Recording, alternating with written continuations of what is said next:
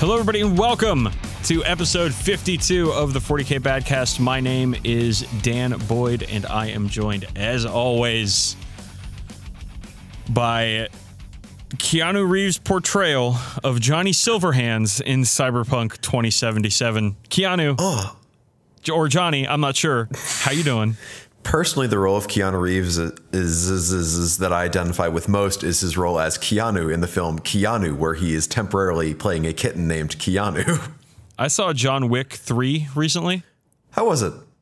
I didn't see John Wick 2, so kind of confusing. Okay. And I hadn't seen John Wick 1 since it like came out.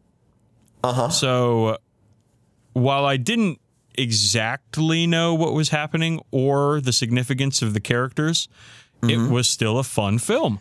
That sounds fantastic. I just watched 1 and 2 last week, where I found out that the density of assassins in New York City in John Wick is equal to the density of scientists in New York City in the Spider-Man cartoon, and equal to the density of ninjas in New York City in the Marvel TV shows. Or the Teenage Mutant Ninja Turtle universe. Oh, this is also true. Seems to be an awful lot of ninjas in the Big Apple in the TMNT universe. It is the great melting pot, after all. Was that the Foot Clan? Was that their yes, the Foot Clan. Yeah, and he had the Foot Clan. Not a fetish. I'm not here to yuck anybody's yums. Okay, if you're like Quentin Tarantino and you're big into people's feet, then that's cool. I like Quentin Tarantino's movies.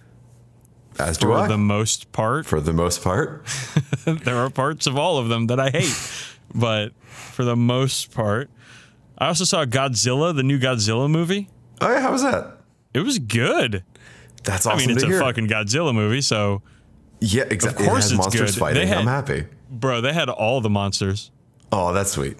Did they have. They did have one part where, like, Washington, D.C. got, like, flooded or something.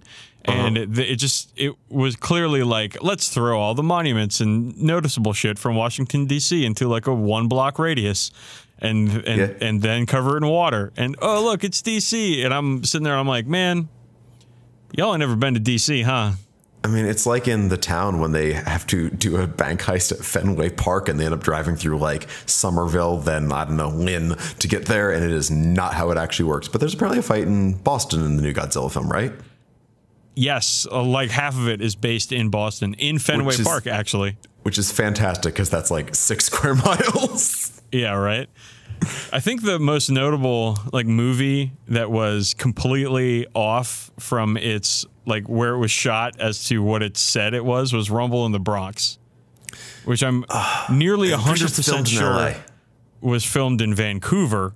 Oh, okay. And they called it the Bronx, even though in every like exterior shot, there's like majestic Pacific mountains in the background every single time. Those famous landmarks of New York, the Cascades. I'm probably wrong on Vancouver, but I don't give a shit. Let's start our show about Warhammer 40,000. Yeah, it's been a very long time since we've gotten to record. It has been a month. We are sorry, one. And also not sorry, too, because, also. I mean, like, life gets in the way. You know, life finds a way to keep bumping our recording schedule. So we did our last show on, and this is going to hurt, May 17th. Yeah, it is June 14th right now, so a while ago. But we did do a Patreon show in between, and I think we may have also done a fuckboy show in between. I can't remember when I did the 40k SMR. We did, because that is definitely going to play into your hobby progress this week. Oh, it will, yes. So a lot of time has passed, and for a lot of it was me and not being available, because I had to go on my bachelor party in New Orleans, Louisiana, and then I had to run an investing conference, and it's just been pretty nuts schedule-wise for me. I'm getting married in 2 weeks, Campbell. It's buck wild. Absolutely buck wild. Right. Who would marry me? What the fuck? Everyone makes mistakes sometimes. It's going to happen. Oh, gosh. At this point, I really fucking hope it's going to happen. And you're going to be there, and I'm very excited to see you. but this period of my life has been utterly insane, and I am going to be very glad when the beginning of July comes around and I am married and I can actually focus on stuff like painting, because Nova Open happens every year and I'm not ready for it. Actually, that's not true. I'm totally ready for it, but I just want to keep building stuff. And yeah, it's been pretty nuts. But weirdly enough, Campbell, life isn't just nuts for me. It's also nuts for you. No, nuts are relative. And sometimes your relatives are nuts. Putting that on a Hallmark card. Fucking count it. Who's got the scoreboard? Who's got Put it on the board. As usual, Dan 1, me 0. So you may notice that I'm sounding a bit more echoey and cavernous than usual, and that is because it sounds like you're in a large room of hard surfaces. I am in. But enough about the gym. But no. No, that's for after this. Count it. Right now, I am at the library in one of the study rooms recording here because my house is currently a construction zone and I don't have floors. What happened in your house? We had really disgusting wall-to-wall carpeting because boomers love putting that on top of everything. Boomers are ruining everything, even our houses. Hey, you know, millennials are killing boomers. My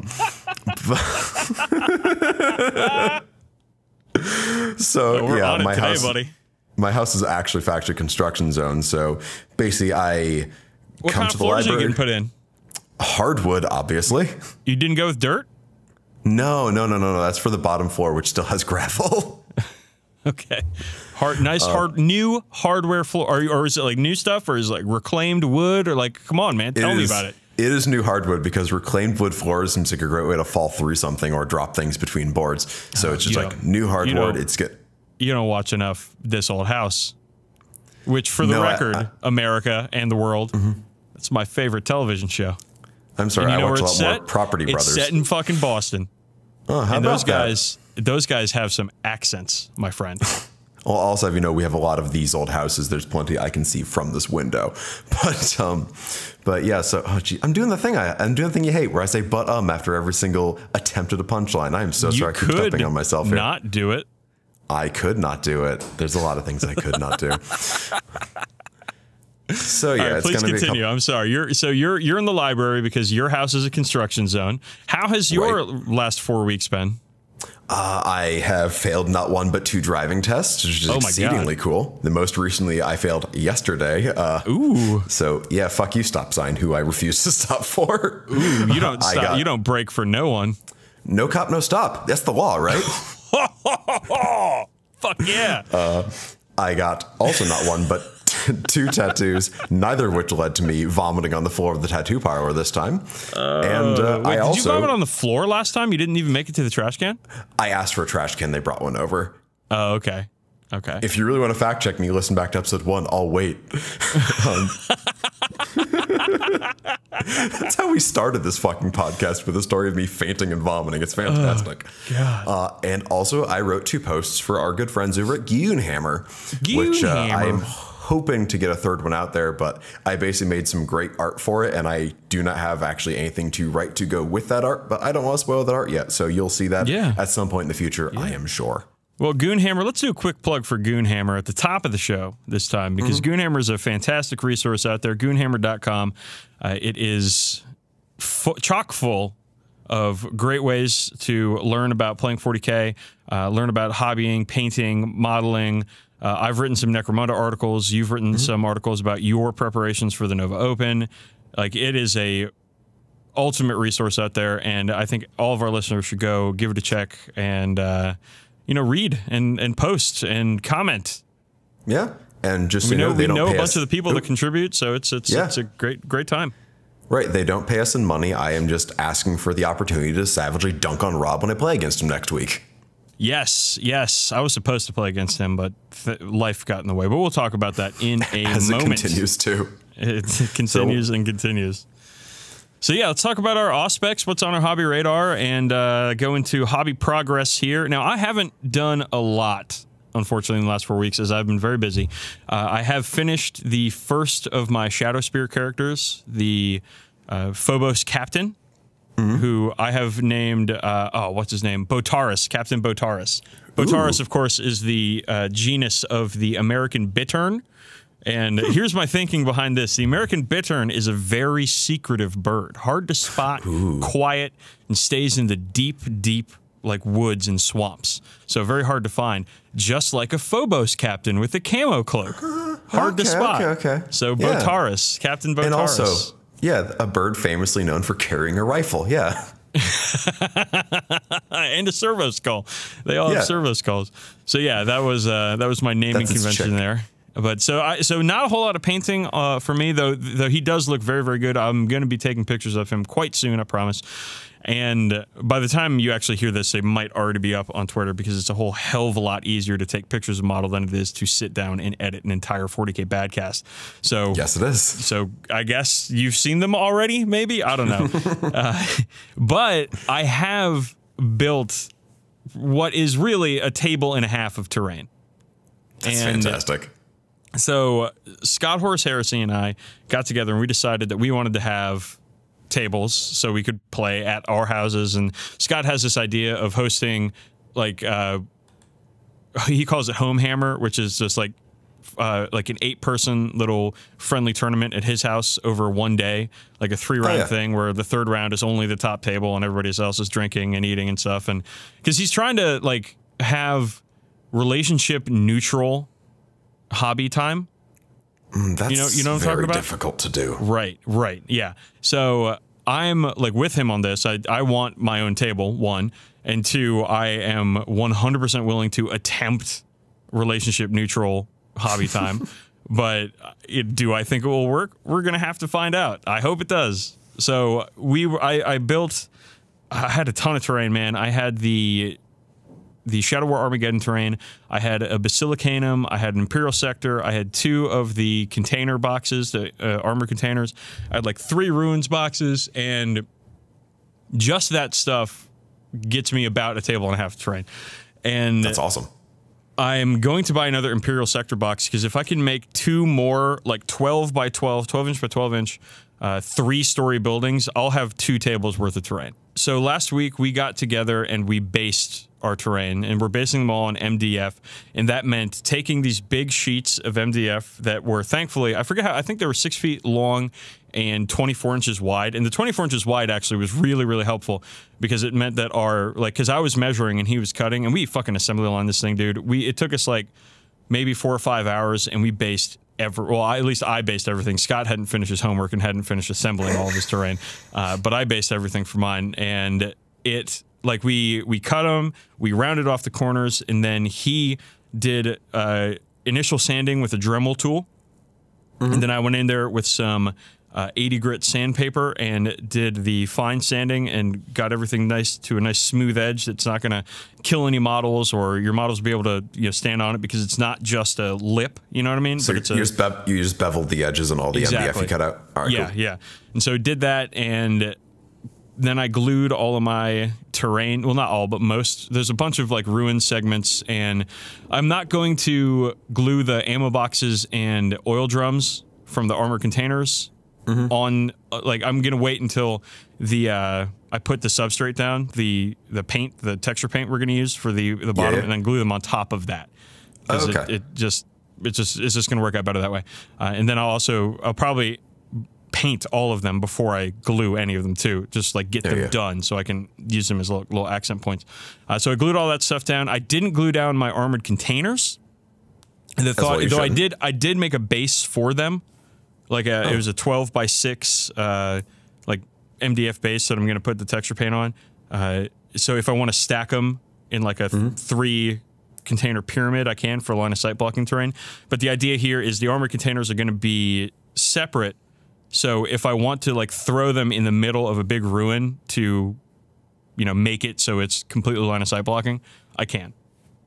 Okay, so LOS blocking is pretty important, and I never ever use the you can't fire through the first floor of a ruins thing.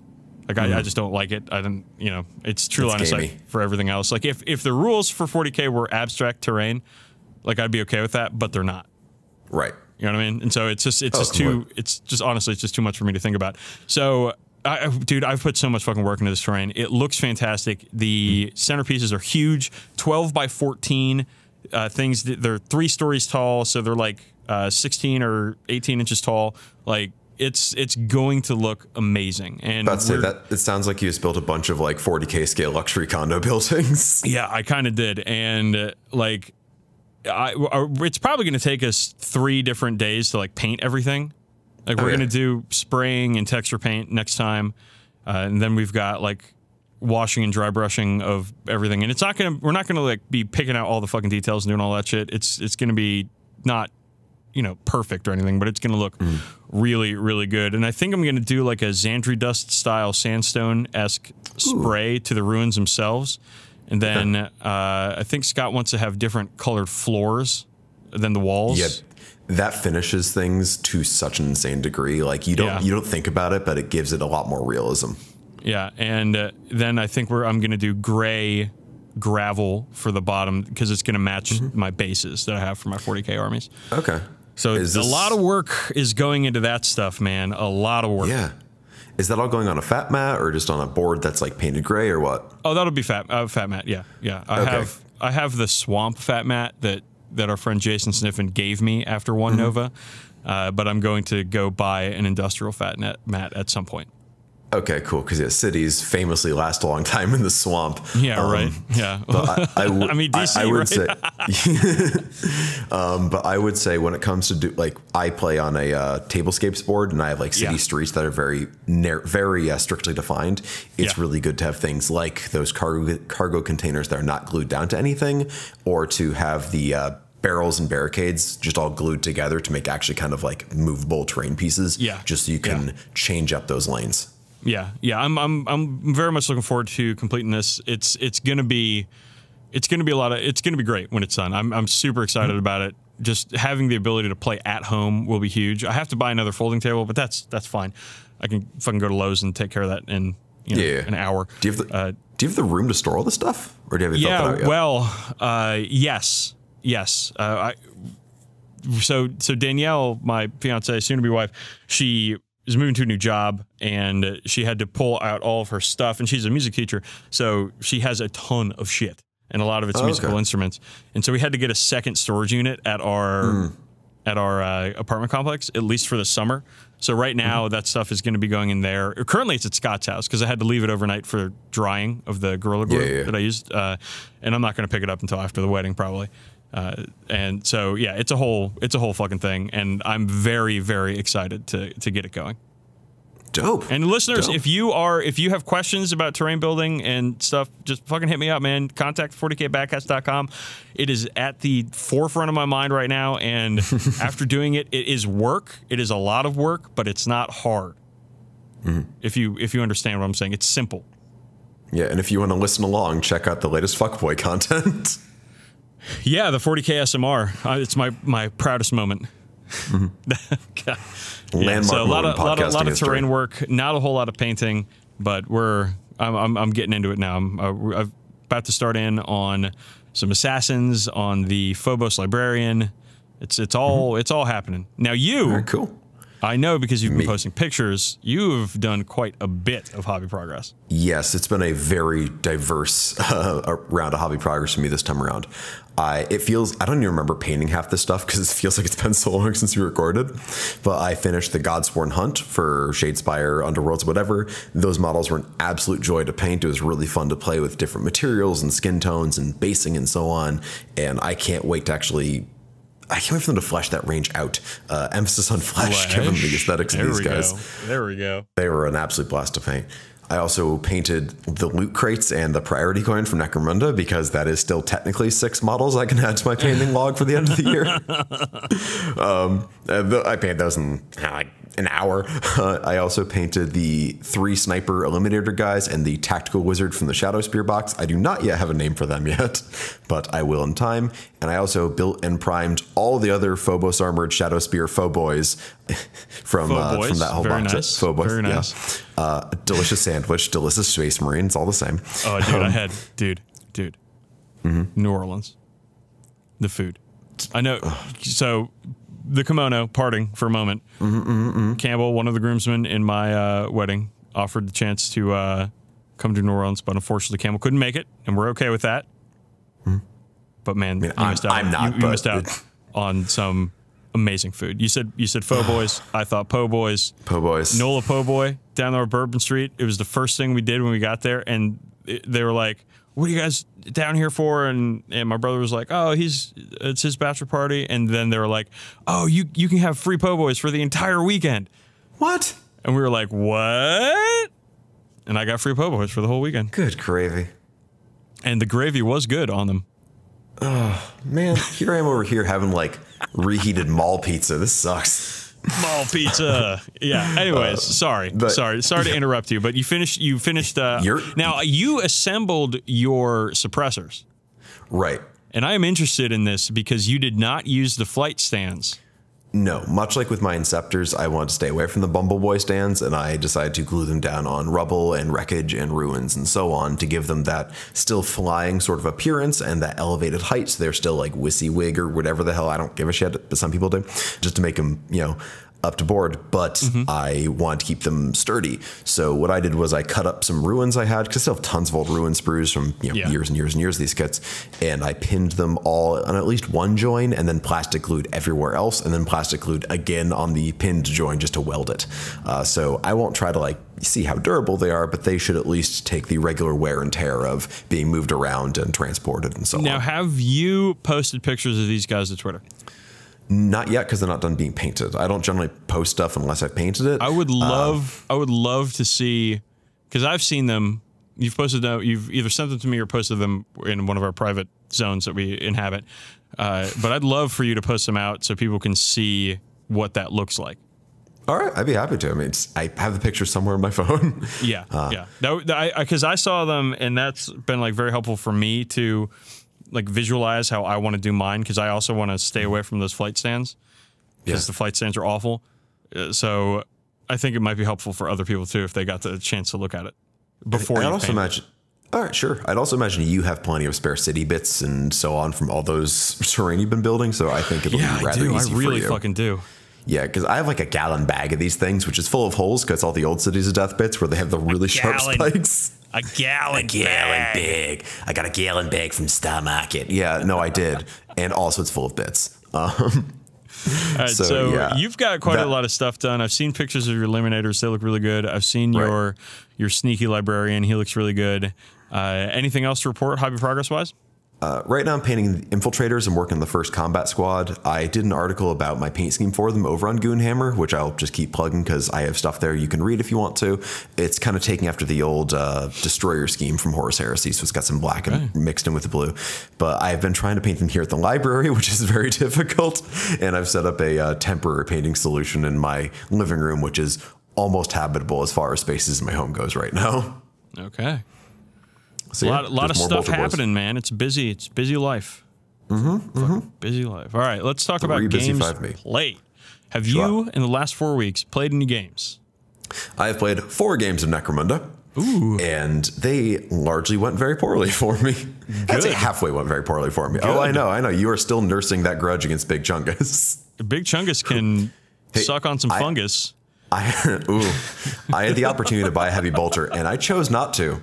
I could have given a BS upgrade to one of my champions and given a heavy bolter, but I chose not to because I am trying to be a better sport accidentally. So my first game was against Cody. It was one of the sentry missions where I'm defending the gang relic, and it's on it's on the Zone Mortalis board, and he's like, well, I'm just going to pull my guys over here. And he puts them all in a line, so they'd be going down this hallway where they'd be out of the way of most of my sentries. But that means we played an entire game on basically a 2-inch by 36-inch strip, and he kills that first ganger. My boss comes up next, and it just becomes this tunnel fight of 2 or 3 of his guys.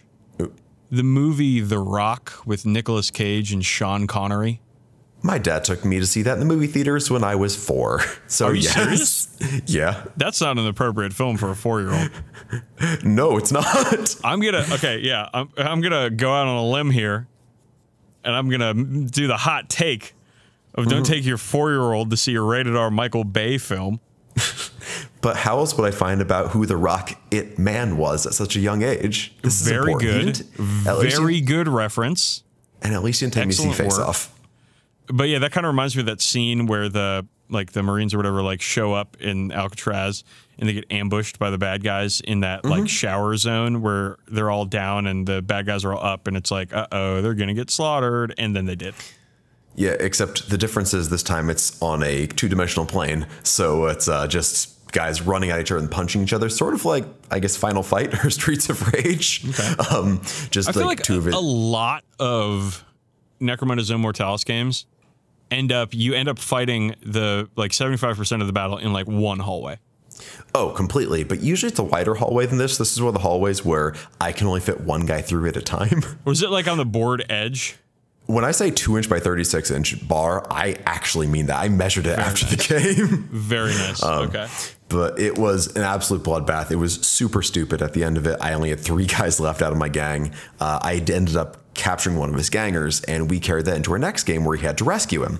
So I broke out the old cart Necromunda terrain. We put it on top of, a 4x4 MDF board. It was super old school, super cool, and it was another sentry mission, except Delac are very good at sentries, and my dice were very bad at rolling higher than a 2, so he got to move my guys just generally away from the guy that they were guarding. He ran up, stabbed one of my guards in the back, grabbed his dude, and ran away, and I never had the alarm get raised. So he was serious?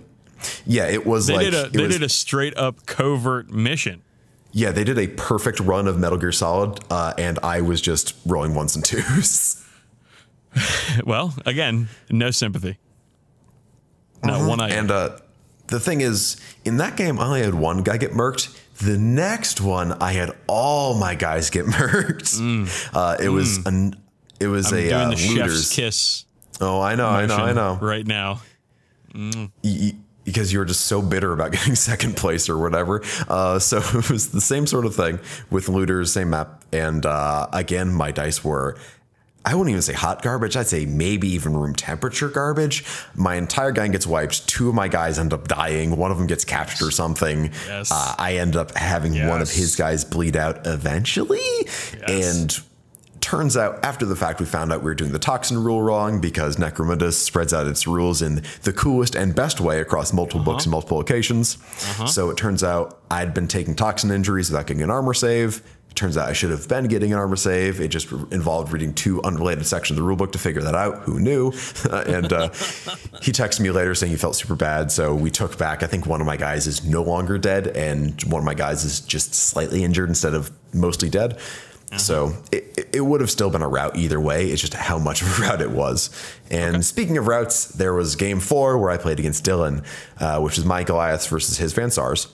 And it starts, he has first go. One of his guys runs out, takes a lasgun shot at my grenade launcher ganger who's out in the open. His dude misses. My grenade launcher fires back, hits, wounds, knocks him immediately out of action. And the rest of the game kind of went like that. He didn't kill. He knocked out my bolter ganger. I think it was just out cold, so he was totally fine. And I just ran roughshod over his gang. It's just my dice were super good. His were not. The terrain was doing pretty well for me, even though it was on his typical Zone Mortalis scratch build stuff, or not Zone Mortalis, Sector Mechanicus scratch build stuff. And at the end of it, I got a fighting pit. So now I've got two free scummers I can bring to every one of my battles, which is extremely fun. Yeah. So I can finally get some usage out of those nice, great little space hobo models I have lying around. Very nice. But yeah, there's my games. I haven't played too many games either because obviously I've been very busy. But I did get an Astratus campaign game in against Mike, who comes to Nova, and he's got his Tau. And oh, buddy, this one didn't go well for Mike. It went real well for me. Shadow Captain Lanius, my character from the Astratus campaign, ran buck fucking wild over these idiots. It was one of those games where there's a lot of positioning in the early game, and then it just goes nuts immediately. In turn 3 or turn 4, and that's what happened. It was the game where you've got the one objective in the middle of the table, and the range of it shrinks starting at 18 on the first turn and then going down by 3 every turn thereafter, which I think is my favorite mission. It's guaranteed carnage. Yeah, it's guaranteed carnage in 40k. It's awesome. I love it. Shadow Captain Lanius killed in one turn a Riptide, an Ethereal, and a Broadside by himself. As befits all Tau. Yes. Also, holy shit. And then the next turn, Mike flies his Cold Star Commander over to shoot Shadow Captain Lanius to death. Well, it didn't work, Campbell. Lanius tanked everything, I think took 2 wounds, and then rolled up and punched this Cold Star Commander to death with his Power Fist in 1 turn of combat. And that was the end of the game. I guess you could say you knocked him out cold. Oh, count it. Somebody count it. Take one down off the scoreboard. Excellent work. Yes. The Shadow Captain Lanius ran wild, had a good game there. It was close in the beginning, and then it went nuts at the end. And the Primaris Marines, man, especially the Raven Guard, they're fucking tough. It is tough to dislodge these guys, especially when they're in cover. So that was fun. Then last night, I played against my friend Dylan, not your friend Dylan, but my friend Dylan. Is this also the Dylan you got Nambot from? Yes. Okay, cool. Yes. Unlike the Dylan I got Nambot from. So I played against him. He had his Space Wolves. I had my Raven Guard Primaris Marines. And he brought 2 Leviathans. Oh, rude. 2 game of 40k. Rude. And I How won. big? Well, we only played 4 turns because the store was closing. Because like traffic yesterday was terrible because there was a horrible driving rainstorm in the DC area. And so you couldn't fucking get anywhere. So we ended up showing up a little late and could only play for about an hour and a half. So we went, I think, 4 turns, and I was winning at the end of 4 turns. It was another chapter approved 2018 mission, the one where the objectives sort of float around. Oh, okay. Yeah, where you they're like falling from the sky and like jump troops can take them. That's so funny. Yeah. It's like Worms Armageddon. Neither of us had any fly units. It was just a 1,500 point game. And 2 Leviathans at 1,500 points means that he didn't have. Oh my god! He didn't have much of anything else, and they would point at a unit of mine and delete it. But I brought double battalion, so I just had a bunch of 5-man intercessor squads running around the table collecting all the objectives while he was trying to swing around and not get shot by my Hellblasters, which wouldn't have done anything anyways. To his 2-up, 4-up. Toughness 8, 14 wound Leviathans. Like, I'm not gonna kill him. It's in 1 turn. So, like, yeah, he's got a little bit of learning curve with those things. I think we talked about it after the game. We got some tacos and beer after the game. It was fun. But he's got these are new models. First time he's using them, so he hasn't quite figured them out yet. But they're nasty, fucking Leviathans. And no shit. It was a fun game though. Dylan's a very good friend of mine, so it was cool to hang out and play some game. But yeah, it was totally a game where I was like, man, if I get in a straight up shootout with this guy, I'm going to lose. So I'm just going to run around and play the mission. And it worked. It was at least fun. It seems kind of like a one-sided game. All right, cool. No, it was fun. It was fun. Because I'm scoring points. He's like killing a unit per turn. And I'm losing units, but I'm the one scoring all the points. So it was fine. Okay. Cool. And I had plenty of extra units because, again, I took a double battalion. Yeah. The old double Italian. And then I played a game of Lunchtime Blood Bowl today, this afternoon, and drew against my friend Scott. I should have won this. I'm not salty about it because I learned long ago not to get salty about Blood Bowl, but this game I could not roll a 3 or higher to save my fucking life. The amount of twos with rerolls, and I would still roll 2s, was insane in this game. The first turn of the game, no, I'm sorry, not the first turn of the game. He scored on his second turn because he's playing Skaven, because of course, which is fine, whatever. I have my orcs. I'm like, okay, you score early. That means I get the ball, and then I'll just take the rest of the half to go score, and then I get to kick in the second half, and I'll just take the whole entire half to go score and then win. So whatever. I was like, 2-1 game. I'm gonna win it. Not a big deal. My first turn, which is turn 5 or turn 6, because we had a riot in there. Everybody lost a turn. It was a big mess. My first turn, I do a couple of blocks. I set some things up, and I'm like, all right, now it's time to go pick up the ball, which you never pick up the ball first in Blood Bowl if you don't have to, because if you fail, it will end your turn. So I roll up with my thrower, who's got the Sure Hand skill, which means he gets a free reroll on picking up the ball. I got a 3-up to pick up the ball. I go up, I roll, it's a 2. I'm like, okay, Sure Hands, roll it again, another 2. And that set the tone for the entire fucking game, where all I rolled were 1s and 2s. So yeah, It was a little bit of a mess. We ended up drawing 1-1, but I totally should have won. I was in a position to win. I just could not convert on these fucking 3-ups. Hey, if you're able to still tie when you're rolling nothing higher than a 2, you could be doing worse. Yeah, it wasn't a terrible game, and I like killed a bunch of his rats. But it was, and we were playing Nova rules because he's playing Blood Bowl at Nova. So like the construction, the team construction rules for that, which was actually kind of a ton of fun. I'm not going to get into it too much because it's kind of, you know, in the weeds. But it was still a fun game, though. Yeah, I mean, it's Blood Bowl. You're going to roll bad. It's going to happen. Okay, so let's talk about new stuff. We're moving on. We're moving the show on. Thereof, yeah. Well, there hasn't been a whole lot of new stuff coming out. Let's start with the specialist games. We can do Necromunda. The Necromunda Enforcers. They didn't come out yet, but they showed us what they look like. I actually think they look cool. I know a lot of people on the internet, at least, are. I think people were expecting the old Adeptus Arbites or Judge Dredd. Right, and but they're not Arbites. They got scouts, basically. Like they look like Primaris scouts. Yeah, I think on Twitter I described them as a bunch of Space Marine cosplayers with live ammo, and I think that does play into that scout comparison an awful lot. Yeah, their helmets, they look like Primaris helmets. Yeah, they look like Primaris helmets. I think they'll actually make great conversion fodder for like naval armsmen, for like Carapace veterans, which aren't a thing anymore.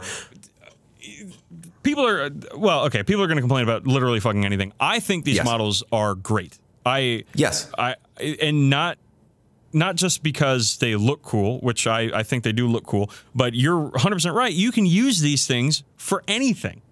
Yeah, there's even a mission in White Dwarf recently where it's like, oh, you're trying to escape on and it was a Necromunda mission for like sending off a gang, and you need like some generic guards, and I'm like, these guys would be perfect for them because they'd also be guarding valuable stuff because they're Hive Helmar hired thugs. They are not the space police. They are hired thugs, and they're perfect for that. Right. There's a difference between the Adeptus Arbites and these are called Palatine Enforcers. Palatine, it's not, because I know there's a suburb of Chicago. Very nice. There's a suburb of Chicago called Palatine, and I was like, are they from Palatine? They're all from the Chicago burbs. Yeah, are they going to Illuminati's and eating fucking deep dish pizza? Like, what the fuck? No, they'd look a lot different. They'd look a lot heavier if they were. I mean, again. They are still, there's some Jagoff is still going to paint a Punisher skull on theirs or Blue Lives Matter flag on them, but they are not Arbites. They are hired thugs. They also have released on Forge World the Ammo Jack and Dome Runner models, which I am a big fan of both of these models. They are dope. I didn't know the Dome Runner was actually a woman. I didn't know it was actually a female model. I thought it was a dude from the one angle I saw of them before. Yeah, actually, same here. Yeah. Yeah, and she's. I didn't know she also had a rat like tied to her back, which is fucking great. She's running fucking domes, man. Yeah, she's that's a really cool model. There's a ton of cool stuff in there. The utility of the Dome Runner is low. Situational. But more they're only 20 credits. Situational things. Yeah. They're only 20 credits. So in Dome Runners, the way they work is like they enhance the boons from a couple of different territories in the Dominion campaign. So if you have one of those territories, it's useful to get a Dome Runner because you're just going to get more money. They'll pay for themselves after, like, I think 1 or 2 games, and like, great, awesome. But like, other than that, you don't want them in a fight. Like, you know, when you are like defending your gang turf, like, you don't want them on the board. They're terrible. Yeah, so, no, they are not. They have a stub pistol and a knife, but the Ammo Jack is useful in and out of game. The Ammo Jack, you want him so much on the board because he's a free bolt gun with BS3. He's a free bolt gun and power hammer with BS3. He has a munitioneer skill, so if you're within 6 inches of him, you're just re-rolling your ammo checks, and he still counts for the Ammo Jack special, which is everybody gets to reroll 1s on their ammo checks. Yeah, and the surprising thing about both these guys is it's $31 for the 2 of them, which for Forge-World characters is pretty all right. Yeah, those are definite buys for me. I'm 100% going to buy those. I might buy them soon because one of my cats ripped part of my Raven Guard transfer, one of my Raven Guard transfer sheets off. Ooh. And that's actually very bad because bad kitty. I think it only ruined 2 of the white shoulder pad Ravens, which are the ones that I use for my regular dudes. But it's still like, I mean, those things are, you know, $25 a pop, and I just know they're going to go out of print soon. I should probably get one myself pretty soon too. Yeah, I might go buy like 5 today and some fucking some necro douchebags. So yeah, the Necromunda stuff coming out looks really cool. The Book of Peril, Campbell, came out, which I don't know if you bought yet, but no. Oh man, it's so cool. They have put so much stuff from the original Necromunda like campaign system into this book. It is so much fun. There's a new weapons. There's gunk ammo. Gunk ammo is like it makes it so if you get hit by you get gunked. Then one of the conditions that it does is it allows you to catch on fire easier. Your blaze rolls will go off on a 2-up instead of a 4-up. That's so situational and so funny. Imagine this, if you will, a Cawdor gang with a bunch of blunderbuss polearms with gunk ammo.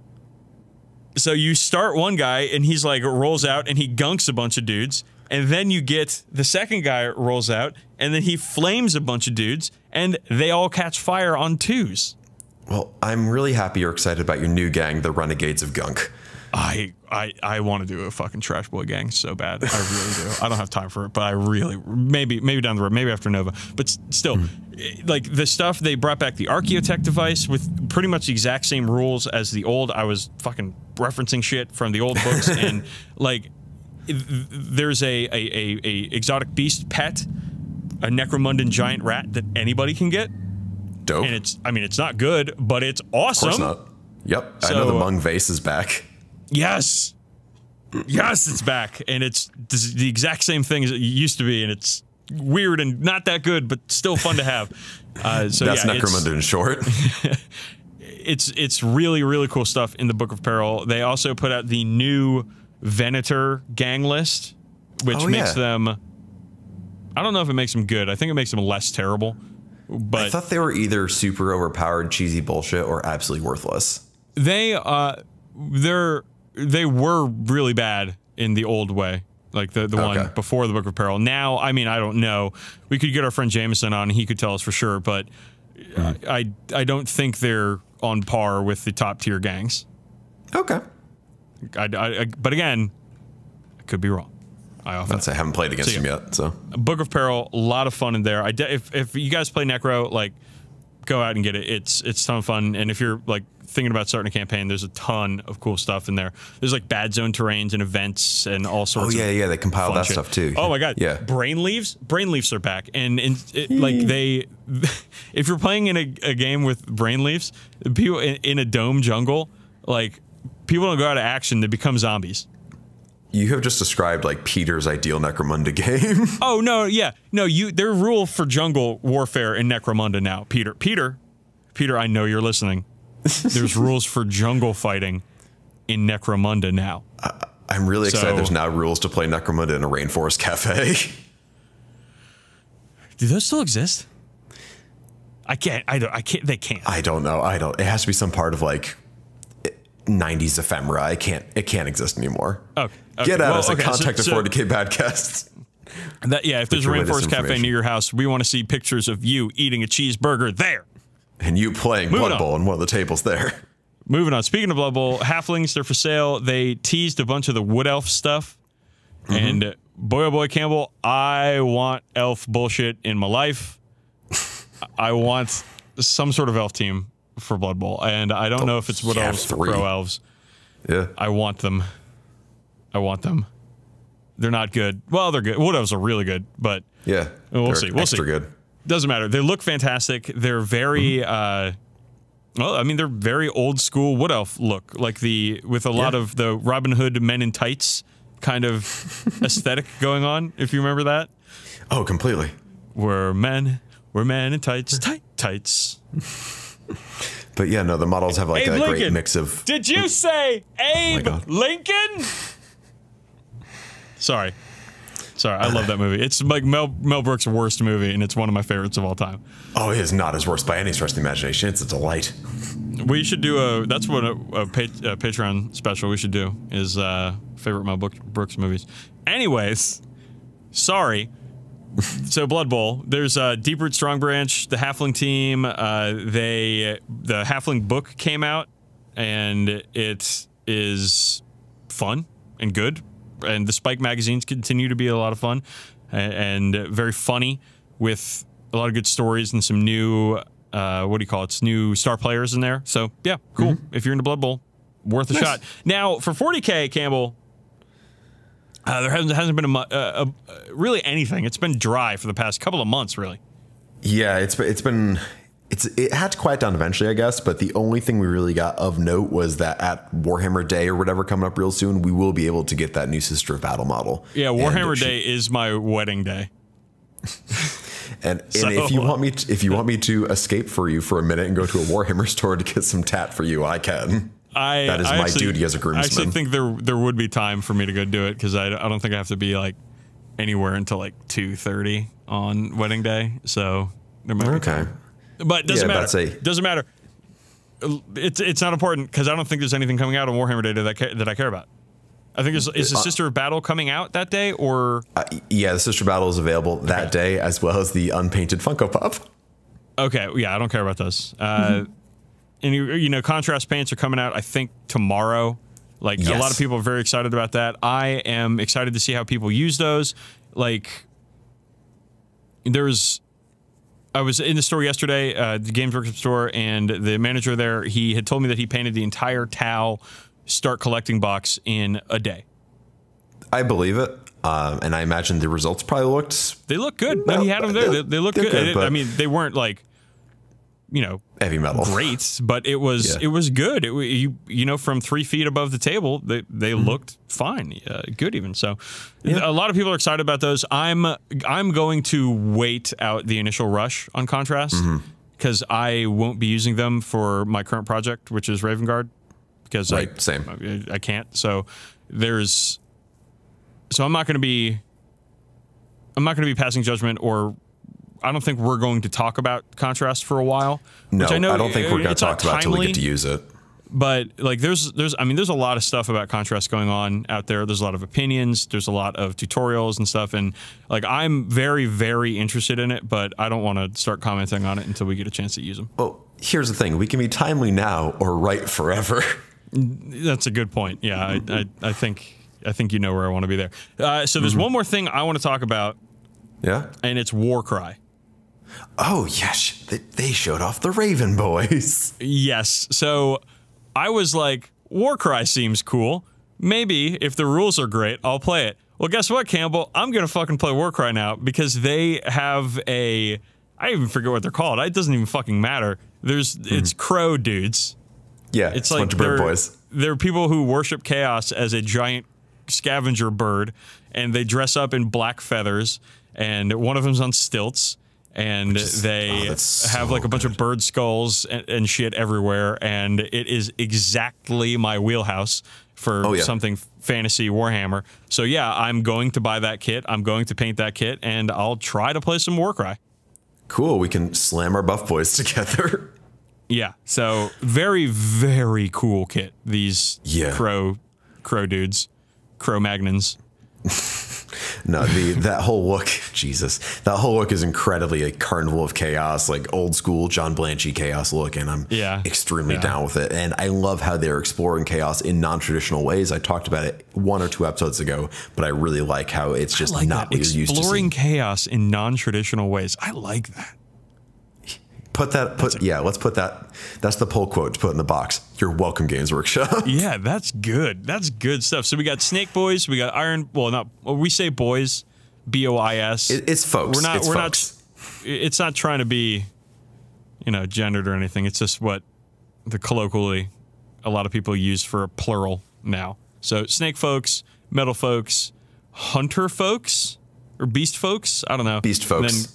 Than bird folks. So we're getting into it with Warcry, and I'm liking what I'm seeing, Campbell. Yeah, and I hear it's the same team that does Underworld, Shadespire, whatever, so it should be pretty good. Okay, let's move on, unless there's any more new stuff you want to talk about. Doubt it. Okay, we're moving on to We Make the Call. And we've got a note in from our friend Ben Hughes, who's written to us before, and we've mentioned on the show. And he writes to us via email, contact@40kbadcast.com, and he says, I recently picked up the Soul Wars box set and had been racking my brains trying to decide on a color scheme. I found one I liked, but talked myself out of it when I read the lore. So that's a question. Do you have trouble separating a color scheme and the established lore of a chapter / Stormhouse host, / etc.? Campbell, do you have trouble separating lore and color scheme? Man, all right. The one case where I really have had that issue is with my Goliath gang called the Butcher's Block, because I didn't want to paint them red, so I ended up painting them yellow, but they're still butchers, so it doesn't work. But by and large, I don't really, I have a very hard time separating the two, because Ultramarines, like, oh, maybe this company of the Ultramarines are a little more close combat happy, but they're not using Blood Angels rules, you know? So I have a hard time separating the two. However, one of the cool things about Age of Sigmar is the setting is so kind of loosey-goosey and open-ended, you can kind of do whatever you want. And I don't think you are quite as restricted as you are with 40k, or even more so with 30k, because 30k is basically historical wargaming in the future, and that has a lot more of that specific stuff ironed out already. So I say do whatever, it's your hobby, but I personally have a hard time separating lore from color scheme. And if I really do like a color scheme and I don't like the lore, if you like that, you could just, be like, oh, these guys are painted in a very similar color scheme that is distinct, and they're your own custom Stormcast chapter, or Storm whatever, house chapter, what have you. So Storm they could just host. be. That's the one. Thank you for finding my fake vocabulary word for the day. Jeez, that guy, it took you a while. Yeah, I mean, you didn't get there. I got there for you. No, thank you for listening to me just circle the drain, grasping desperately for my point. But yeah, man, if the lore and the color scheme don't match up, make your own. That's kind of what it is. So I'm actually in the same boat. If I think something looks cool but has crap lore, I'm not into it. And for the opposite effect too, something doesn't look cool but has great lore. Like Crimson Fists are a great example. I don't think Crimson Fists look good. I'm not a huge fan of their color scheme. Now, there are people that paint them very, very nicely, and their models look amazing, but the dark blue and dark red, it just doesn't do it for me. However, that's fair. I love the Crimson Fist lore. I think Crimson Fist lore is fantastic. Those guys are super cool.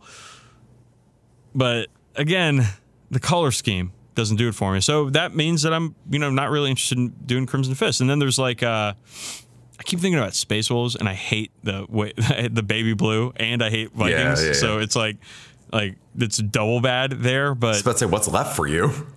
Yeah, right. But dogs. What's left for you is dogs.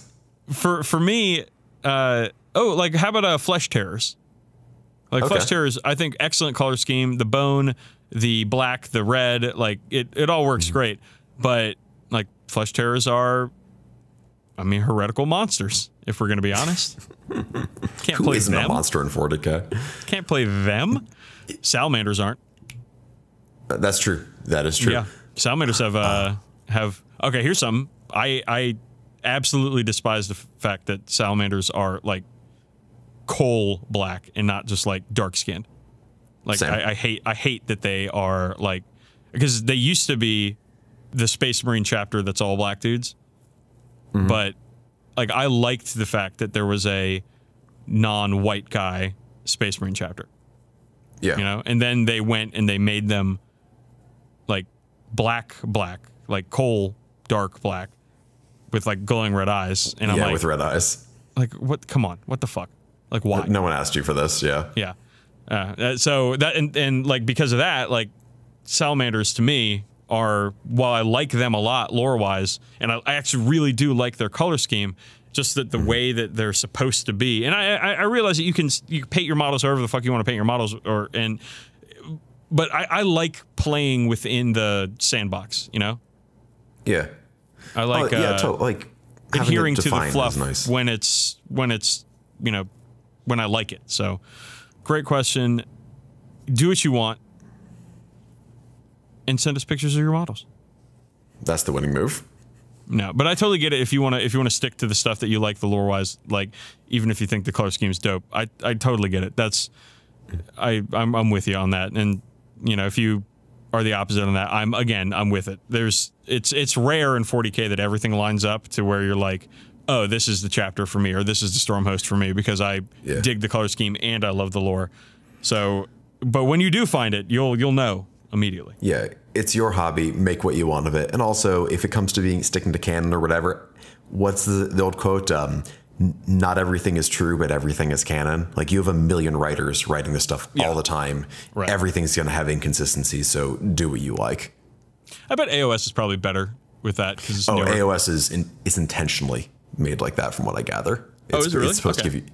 Everything is very big and only kind of defined, so you can kind of carve out your own space, very importantly. All right, let's move on to our first segment of the show here, and we're going to talk about something that's happening right now. We are in the middle of a 40k content drought. There's nothing new coming out right now. I'm sure we'll be getting more releases more this year, but the last couple of months have been very dry for 40k, and we were asked by some of our friends on our Discord server, like, what do we do during a hams drought? Right. It's, a hams drought, which is what Sisters players have been experiencing for the last 20 years. Oh, God. But I mentioned earlier, like, this had to happen eventually to some degree, given the breakneck pace of pretty much everything since the end of 7th, early 8th ed. So, we had to deal with it eventually. Right. And I'm gonna give you my first coping mechanism for a hams drought here, and I actually don't mind the hams drought that much, especially as I'm working on my Primera stuff, which is new and it keeps coming out, because it gives me a chance to catch up. And so I think the first thing you do when you find yourself in a hams drought is you paint. Yeah, paint what you've already got, because everybody's got something in their backlog. How big and shameful that backlog is changes from person to person, but everyone's got something they haven't gotten around to yet. Right. And like, you don't have to like paint new stuff. You can work on, your tabletop level paint jobs and try to elevate them into, like showcase level paint jobs or whatever. Like, but painting is, I'd say, always be painting, always. Oh yeah, always be painting. And my friend Dylan yesterday, old projects. My friend Dylan yesterday, he's like, when did you get 30 intercessors? You paint so fast. And I'm like, nah, dude, I don't paint fast, but I just paint a lot. Hour or two a night, every night. Just get it out there. So yeah, hams drought. I think the first best coping mechanism is paint. Right. Get out there. Yeah, and if you do want to actually, like, if you do need that dopamine rush of buying something, there's probably something you missed, like, that you're trying to keep up on. Like, oh, you're keeping them with Space Marines, but you never got around to getting a Repulsor or whatever. So it's a time you could flesh out an old collection as opposed to just working on stuff you already have. Right. Because you don't have to get the newest thing. And it's nice to not add something to your backlog with every new release, but some people really just like collecting stuff. So it's true. Yeah. And that's fine. If you're in the hobby more to play and collect instead of paint, then Campbell, what should they do? Well, that's the cool thing, is there's so many different ways to play. There's like expansions or like the missions in White Dwarf, or even other rule sets you have available to you. And it's a great chance to expand those horizons and give something you might not have tried otherwise a shot. Like, if you are just like a, do or die, straight up match play mission sort of person, it's like, well, now's the perfect time you can try something else just to see what it's like, or see what are the match play missions from this book like, what are the match play missions from that book like. Or again, if you are, if it, let's say it is raining Age of Sigmar stuff left and right that month, maybe it's time you could give it a shot, pick up a box, dip a toe, and see what's going on. Dip a toe in that Age of Sigmar. Just get on down here, dip a toe in.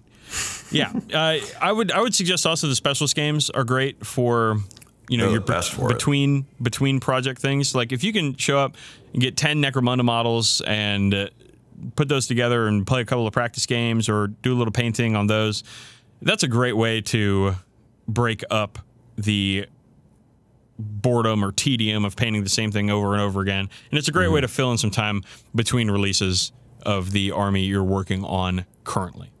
Yeah, but what we know of as like a ham drought, as we are seeing it right now, is nothing compared to what it used to be like. Because God. I don't remember how well you remember 5th edition, but there were like 3 codexes coming out a year, and we, for the entirety of 5th edition, had something like 5 missions and 3 deployments from the main rule book. Yeah. And if it weren't for that battle missions book and like the Cities of Death book and the planet, well, I didn't use the Planet Strike book, who did? But for a few of those expansions, like, God, it would have been hard by rolling out missions in chapter approved like they do now, where they're just not in like a bespoke expansion, but in just kind of a rulebook addendum that they kind of expect people to have. It does normalize that sort of new ways to play every year. And I think that does so much to keep the game alive, because new releases are the thing that keep a game alive. Because if nothing ever new came out for 40K ever again, like the game would still maintain playability, it would still be cool, the models would still be nice, but that momentum does keep the excitement going. It keeps the meta changing and keeps the game changing, and you need to have things like that to keep the game alive. And we got to have perspective too, and that's a great way mentioning 5th edition to remind us, and potentially like 6th edition to remind us all of the just crap that we had to go through for years and years and years waiting for shit. I was gonna say, after Sisters get released, like I don't think we're ever gonna see a situation like Sisters or Dark Eldar had, where they just didn't have anything for a decade and a half. Yeah, more. That's right. I remember that, because Dark Eldar had their 3rd edition codex, and they didn't get updated until like 6th edition.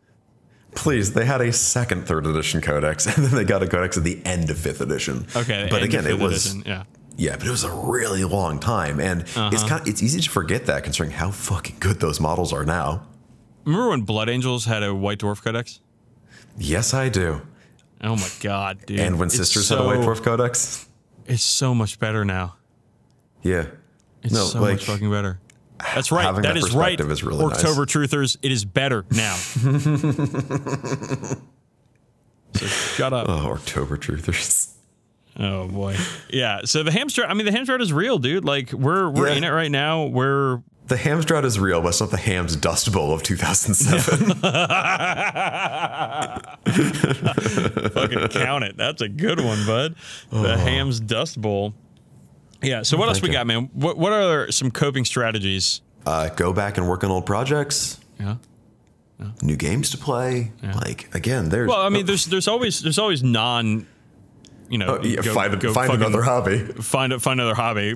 Start playing tennis or something. You know, but that's bullshit. We're not talking about that. I think it's most important just to stay working, stay relevant. Like find something else to do. I think that's true. A great way, especially if you're into painting, like if you are super into painting and you want to try something new, like maybe you want to try some guys with freehand or some non-metallic metals or something, like having Ham's Drought is perfect for that, because you can step away from your current project and say, all right, I'm going to try to pit some Stormhost guys in a non-metallic metal style, which I mean, there's just tutorials that came out for contrast paints on that. And or go into the back of White Dwarf and look at the painting tutorials in there and start to try to get some of that heavy metal style painting into your repertoire. Like, yeah, I think that there's tons of ways to cope with having a slow release or a lack of releases right now. But man, it's better than it used to be by a long shot. And honestly, though, it's every day I see an army come out that I have no interest in, but I can still go, that's cool. Is like. That's a day of relief. I'm like, okay, cool. I don't need to fucking refinance my house. Yeah, right. Yeah. That's what's great about specialist games, man. Because like there's so much fun stuff in Blood Bowl and Necromunda and what looks like how Warcry is going to be. I'm glad it's not an entire army of stuff like that. Warcry, like the bird folk from like that. If that was a whole army, you'd be in trouble, playing AOS. I'd be in. Yeah. I'd be in it. I'd be playing fucking AOS. And you would immediately be reviewing how good contrast paint is on skin. Yes, I would be. I would be lining up for fucking contrast tomorrow. But fortunately, it's just a Warcry warband, so I think I'll be all right. But let's move on. Let's talk about. Okay, so they released a new website, Munitorum Issue. Right. It's been around for a bit, honestly. Well, I didn't hear about it until like 3 weeks ago. Okay. So I'm calling it new. It's new to me, damn it. New to you, okay. See, I was going to go back to the Mel Brooks thing here and call this section merchandising. Well, we wanted to talk about our wish list for merch, Games Workshop merch. Because they have a Raven Guard shirt on Munitorum issue, and I fucking bought it. And it looks dope as fuck. And I'm wearing it at Nova. Oh my God. I think I messaged you and I said it looks kind of like the Warhammer equivalent of a No Fear shirt. Yep. Which Military issue, Munitorum issue, whatever, their merch ranges from pretty cool to Warhammer equivalent of a No Fear shirt. Yep. And they got me on it. I'm in it. Yep. So yeah, so we want to talk about like what kind of shit do you want to see? And the first answer, the most obvious answer, is Warhammer body pillows. Of course. All right, who would you start with? Who would you go for first? Oh man, if they did a Tyranid like Gene Stealer or Hive Tyrant body pillow, I think that would or an old One-Eye body pillow. A Death Leaper body pillow. Okay, so here's where the Death Leaper body pillow would be exciting to me would be, I imagine his big lictor arms would be separate and you could lie down on top of it and pull those over you so you could be kind of like strapping yourself into a giant Tyranid hug. Like a hug. Like the Death Leaper arms could hug you. Yeah. Oh my God. See, yes. I was trying to think of what my answer would be for this question, but I think I just collaboratively made our answer for this question. The Death Leaper body pillow. Yes.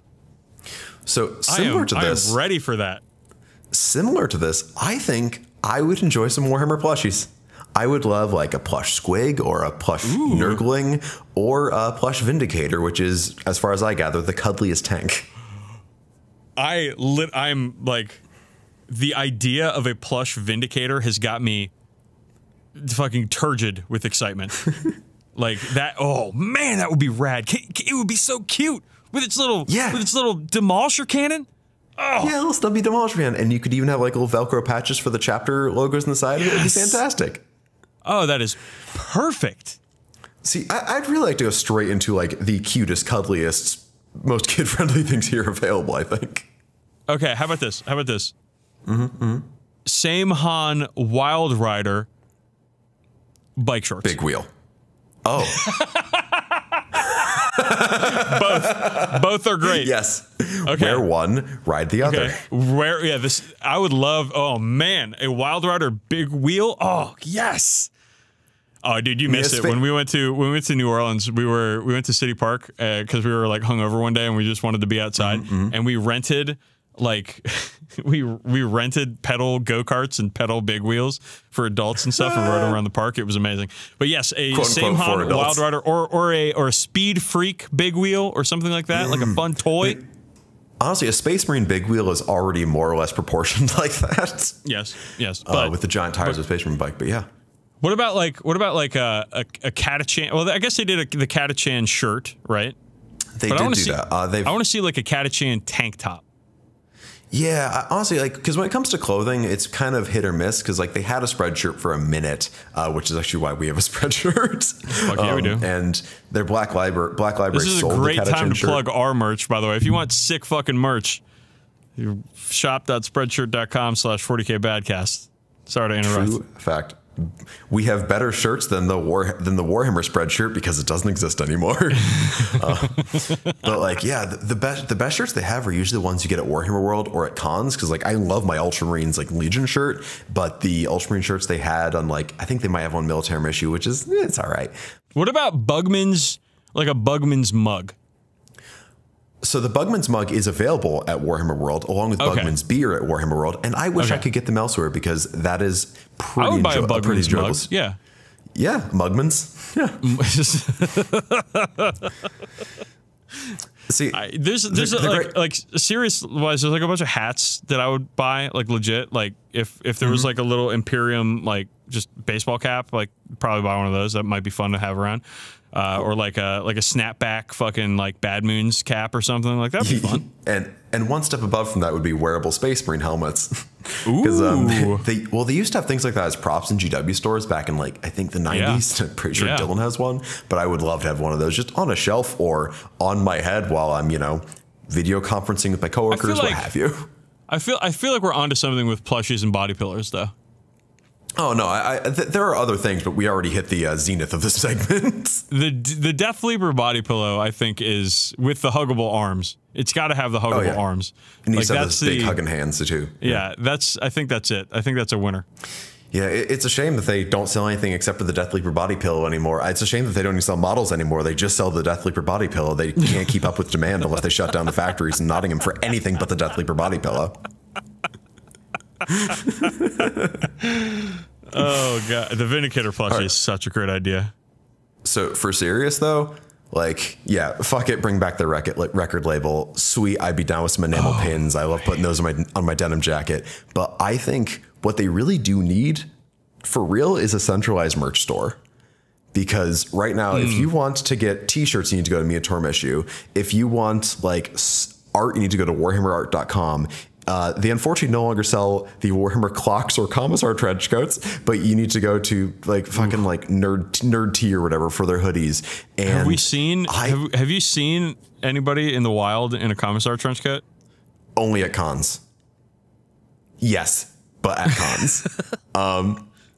But yeah, like I think they just need to centralize this in one place. Like Bethesda, although they make way too much random merch that no one asked for, like a Nuka-Cola lamp, I think they have a really nice merch store that has things pretty well organized. And I think if they just fucking lifted that wholesale, because if I could just go to one site and be like, okay, here's all the shirts, here's all the board games, here's all the chibis and Bandai action figures, here's all the art, here's all the fucking Blood Angels pleather jackets, whatever.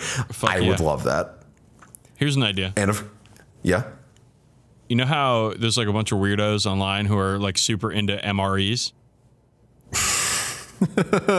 I know where this is. Oh, yeah, bags of corpse starch. Exactly.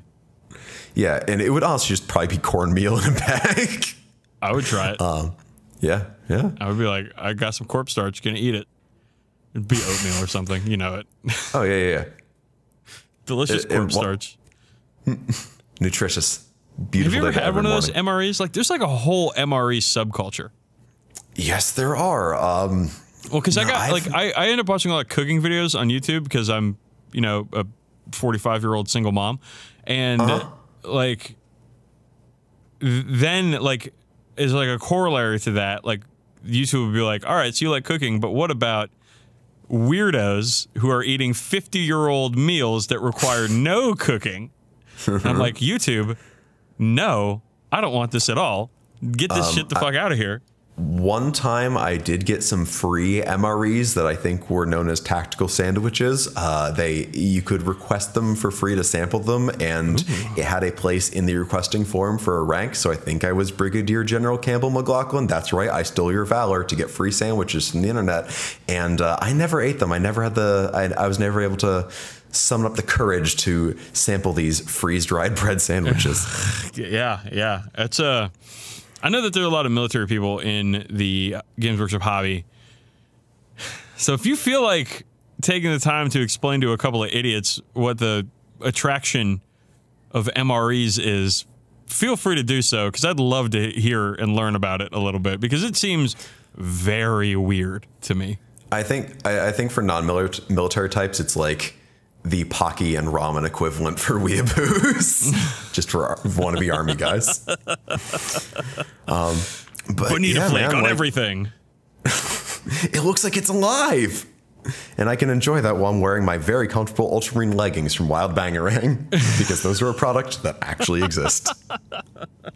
I have thought about purchasing them, only once, but I have thought about purchasing them, maybe more than once. Yeah. Okay. Let's move on. I think we figured it out. It's a Death Leaper body pillow. That's the Death Leaper body pillow. Yeah. Okay. All right. Let's move on to Factor Fan Fiction, Campbell, and I want you to blow my mind with your beautiful words and your voice. Well, I don't know if I'll blow your mind, but this certainly blows. While imagining how to paint a group of noise marines and iron warriors, I heard these words ring through my mind and I couldn't do anything until I wrote them down. I heard music that went with them, but I don't write music. You have to imagine a heavy metal rock beat and screaming electric guitars when you read this song. Walk on, you! Heated metal warriors, beneath the heavens roar, living metal thunders, when chaos bids us war. Walk on, you! Save the pair on you.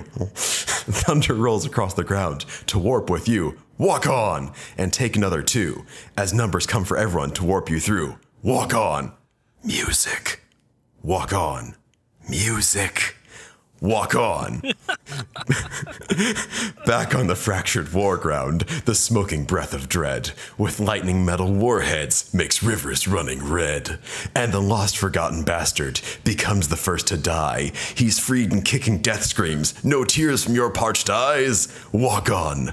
The living metal runs into the voided black hole of a million suns. Walk on, for all that troubles you, the warp that swallows space, and time will take you through. Walk on. Music.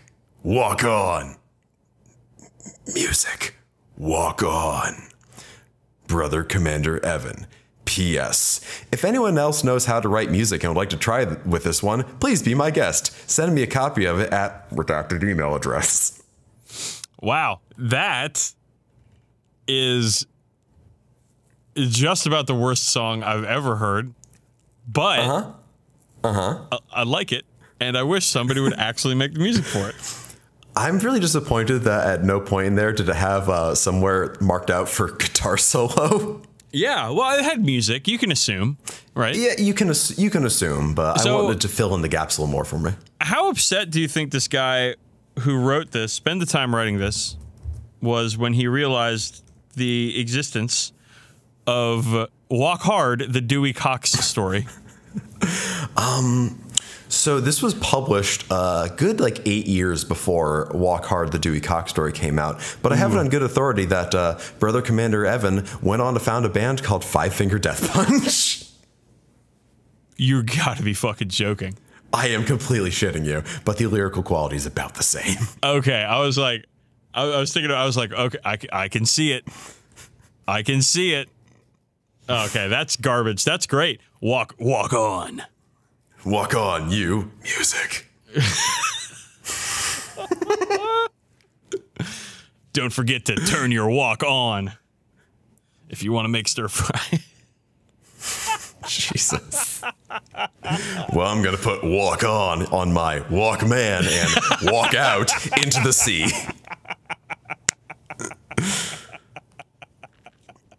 I didn't have a scholarship, but I was a walk-on.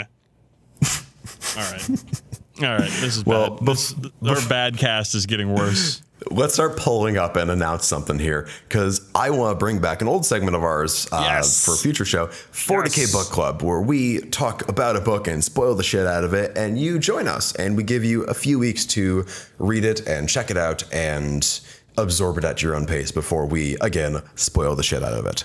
And this time around, I would like to do Dark Imperium by Guy Haley. We have both listened to it. We have both said some words to each other about it, but spared each other most of our opinions. And we, oh my God, that's how you know it's getting late in the show. But yeah, we would like to talk about Dark Imperium by Guy Haley. So I think we should probably have this be something we talk about in, let's say, episode 55. Sure. 54. All right, so 1 month. Episode 54. Cool. Maybe 1 month. So you should have roughly 1 month. All right, fuckos. You have 1 month to read one book. Do it. And it's made Dark Imperium. Most of you have already read it or listened to it already. Right. It is an audiobook. It is already out there. You should have access to it. So we will be happy to, again, have a few shows in between. But episode 54, we will be talking about Dark Imperium by Guy Haley. Be here and be square. All right. Let's do some plugs. Let's talk about some shit. So first off, we already talked about our email, contact@40kbadcast.com. Please send us questions for We Make the Call. Please send us pictures of your models. Please send us pictures of your pets. We had a very nice dog sent to us by listener Jessie. Her name is Penny, and she is fluffy and perfect. And I love her, and I'll kill all of you if you stop me from loving her, because I love her. I was made for loving dogs, baby. I was made for loving dogs. No, Please email, yeah. Jeez. And we also mentioned Yeah, our shirt shop.spreadshirt.com/40k Badcast. That's where you can buy such fantastic shirts like the Edging Enthusiast shirt, which is the best shirt possible. And I believe you wanted to talk about a fella who took a bunch of his hobby stuff to work to show his coworkers, and he posted a picture of himself wearing an Edging Enthusiast shirt, which is my favorite fucking thing, except for that time our friend Jeremy took a picture with Duncan in his Edging Enthusiast shirt, not Duncan's, but Jeremy's, and it was also fantastic. Yeah, and the best part was when he asked in the group, it was posting the Independent Characters Facebook group, and they're like, oh, did anyone give you side-eye for that? And he's like, one kid did because of the monsters on the back. And those monsters are you and me. Our faces. Well, your interpretation of our faces. My interpretation of existing artwork that I use to represent our faces. We're also reachable via social media, mainly Twitter. And I am at DB_sleazy, and he is at brother SRM. And we tweet about a lot of stuff here on the show. What have you been tweeting about? Well, I tweeted recently that the podcast is now on Spotify. Ooh, which it is. That's big news. That's another plug. Yes. So you can listen to this twice. Yes, you can go to Spotify and listen to the 40k Badcast, and there's also another Badcast on Spotify, which seems to be run by some fellows in Australia, and I haven't listened to it yet because I'm still angry that they got to Spotify first. I will assume we are unrelated. You're on Tumblr also. Right, I am at cam2d.tumblr.com, where I post pictures of my models, and I've actually been pretty up on them. And yeah, so aside from that, I also recently made a post on the Cam Hammer Facebook group. That is our kind of Facebook page, basically showing that we donate a bunch of money to the Yellow Hammer Fund to support reproductive health care to the people who need it the absolute most. So you can go check that out if you want to see where that thread went. And well, it might be hard to see where it went now because some of the participants have been removed from the group. But we did donate our Patreon money from last month, or I guess from June, from this month, to the Yellowhammer Fund, because both of us feel that reproductive rights ought to be inviolate. Yep. I was about to say, I'd also like to thank Anne for bringing that charity up to me because I hadn't heard of it before, so I'm glad she could help point me in the right direction with this one. Very important stuff. So, Patreon, we've got one. You can become a member, a supporter of our Patreon, of us, at patreon.com/40k Badcast. And we have 3 tiers, the $1 tier, the 40k Friendo tier, the $5 tier, the Badcast Bad Boy, and that gives you access to our subscriber-only shows that we do once a month. And last month we did a lot of fun show about the show, about how we make the show. It was a great time, a great talk. And then the $6.90 tier, the 40k Fuckboy tier, where you get everything that the Badcast Bad Boy tier gets, but you also get bragging rights. You also are at least 10 times cooler, and you get to hear such beautiful things as me clipping plastic out of a sprue and filing off the nubbins for 45 minutes in the 40k SMR podcast that I did for your ears and for you to enjoy. Or my wonderful exclusive interview with our third chair, Numi the cat.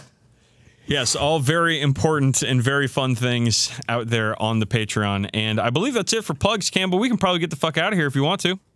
I would very much like to. It is starting to get warm in here. All right, well, we usually leave on a quote that you find from somewhere and read to me. So why don't you do that? The tools of our salvation are faith and bullets. And milkshakes. And the tools that run this show are now saying goodbye. Bye. We're the 40k Badcast. And we're bad at 40k, and so can you, and we'll see you in the next cartoon. Music.